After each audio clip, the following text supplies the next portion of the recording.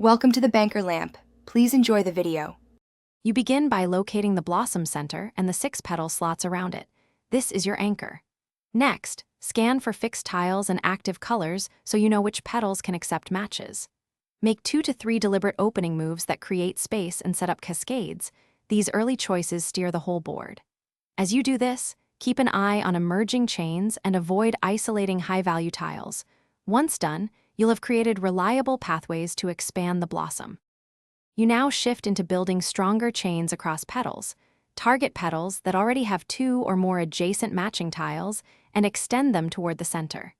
Use swaps strategically to steer cascades so they collapse into the blossom. This increases value and clears blockers.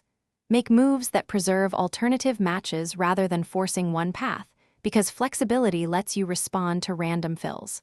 While executing, count potential follow-ups and sequence swaps. You complete the blossom by funneling remaining cascades into the center until it fills. Aim your final swaps so petals collapse inward rather than outward. If a single color is missing, employ a booster or a targeted swap to place that tile precisely. Make sure to watch for accidental isolation of a petal.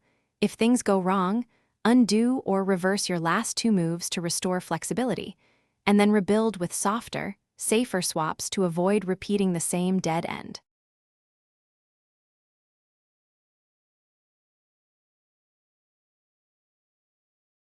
Thanks for watching. If this was helpful, leave a like and consider subscribing. See you next time.